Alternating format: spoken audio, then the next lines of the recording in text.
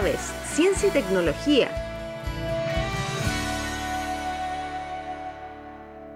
Como todos los animales sobre la Tierra, las aves han desarrollado distintas formas de comunicarse entre sí. Los investigadores no solo han estudiado sus cantos y las diversas vocalizaciones que ellas emiten, sino que también cómo sus plumajes, vistosos o sencillos, son una forma de relacionarse con los individuos de su misma especie y con su medio ambiente. Yo ya llegué a Chile como medio ornitólogo, ¿no es cierto? Tenía mis antecedentes en Suiza, donde había estudiado, donde me habían enseñado un montón de cosas, captura de aves con redes y anillamiento también. Después dediqué un poco a eso de la grabación de las voces, pero era algo muy tímido primero, y me acuerdo bien que tuve una reunión, un encuentro con un profesor del pedagógico de entonces, el profesor Guillermo Mann, y a él le expliqué un poco, le conté de esto, y él me dijo inmediatamente: mire, entonces tendría aquí un trabajo sumamente interesante, sería que el estudio de los dialectos de las aves, sobre todo del chincol, que es algo que uno capta inmediatamente, que los chincoles no siempre cantan igual.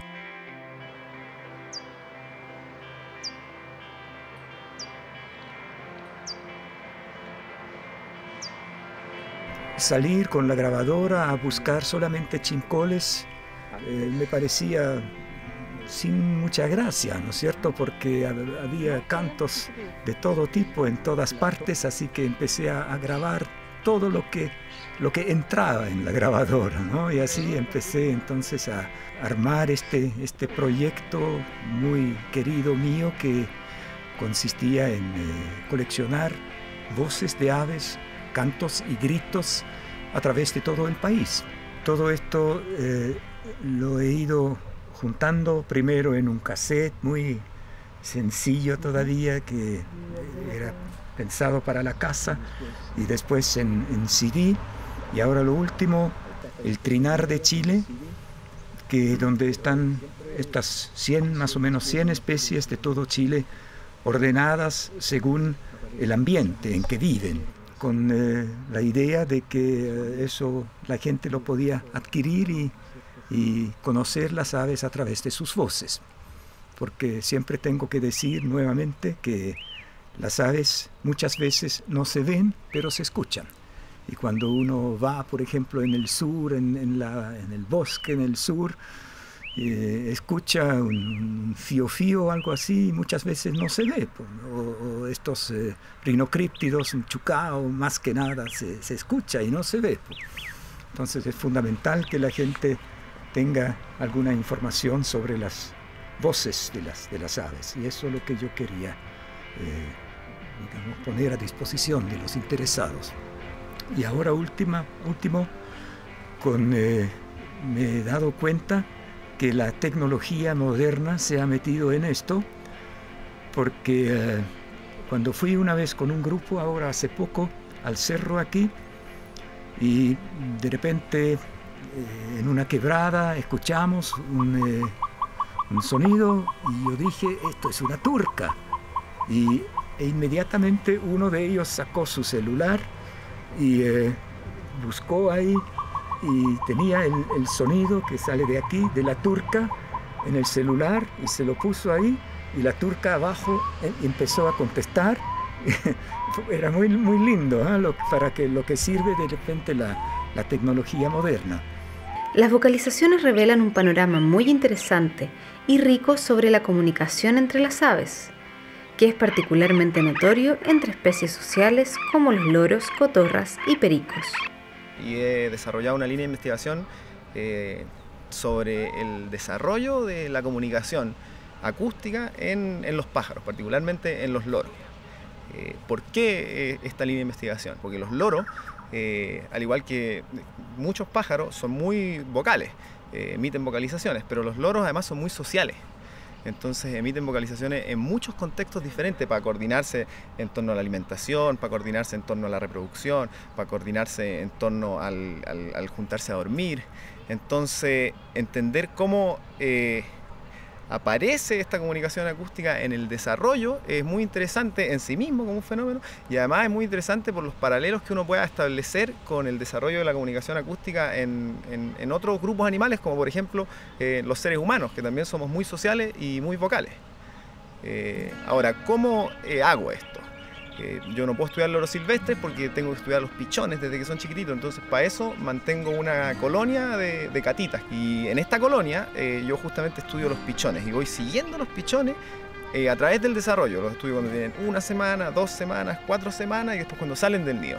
Y en este proceso, a través de unos experimentos que se llaman experimentos de playback, yo soy capaz de ver cómo ellos van desarrollando sus habilidades comunicativas. Las catitas tienen un desarrollo que es secuencial, que en cierto sentido es muy parecido al desarrollo de la comunicación acústica en una guagua humana, porque en las primeras etapas los pichones chiquititos vocalizan, emiten un llanto que es independiente de los estímulos, no responden a estímulos. Y más adelante en el desarrollo empiezan a responder a estímulos, no lloran todo el tiempo y no lloran cuando está en silencio. Lloran cuando escuchan las vocalizaciones de otros loros.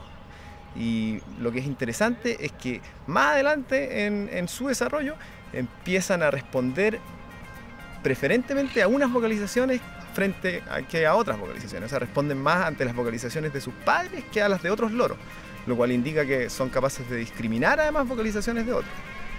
Y finalmente, una vez que salen del nido, ahí ya estos bichos transforman su vocalización en una vocalización que, además de ser emitida como respuesta selectiva a las vocalizaciones de otros, es parecida acústicamente a las vocalizaciones de los otros loros.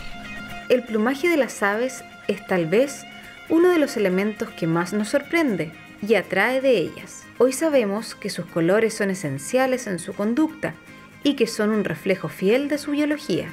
Nosotros nos hemos interesado en estudiar la visión cromática de las aves, porque las aves son un linaje de animales diurnos, tienen una retina muy diversa y es muy especializada, muy rica en elementos celulares. En particular, la riqueza de los fotorreceptores de las aves, que son los que permiten las discriminaciones cromáticas, es mucho más diversa y más rica de lo que uno encuentra en un mamífero, en un primate o en un humano. Y esa riqueza de elementos de la retina se refleja en la conducta de los pájaros. Por ejemplo, ustedes pueden ver que los pájaros usan el despliegue de la coloración de su cuerpo como una forma de mimetismo, por ejemplo, y se mimetizan con el ambiente. Un ejemplo de pájaro mimético aquí en Chile puede ser la gallina ciega, otro ejemplo el pequén, que también tiene esos colores caspeados, que caza de día. Y los ratoncitos que se comen el pequén nunca supieron lo que les pasó, no tienen cómo verlo, porque está perfecto, como se paraliza, digamos, y está mimético con el fondo, los bichos nunca lo vieron.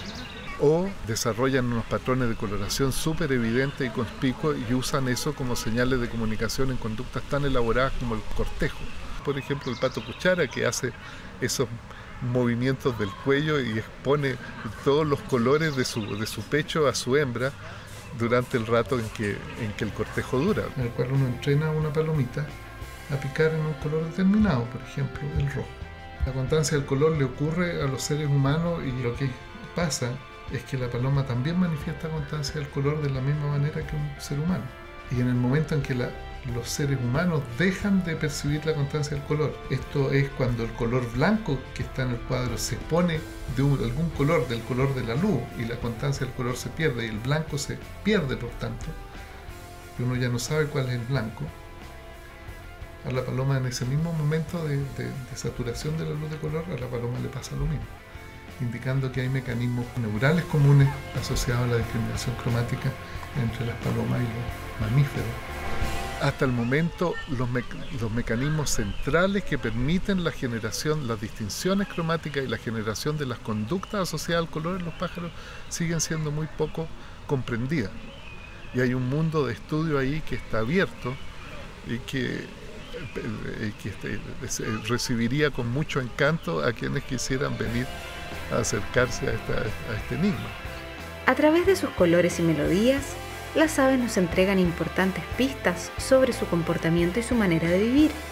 Gracias al valioso aporte de los investigadores, hoy podemos comprenderlas mejor, admirarlas y maravillarnos con su existencia, de la que aún hay mucho por conocer y descubrir.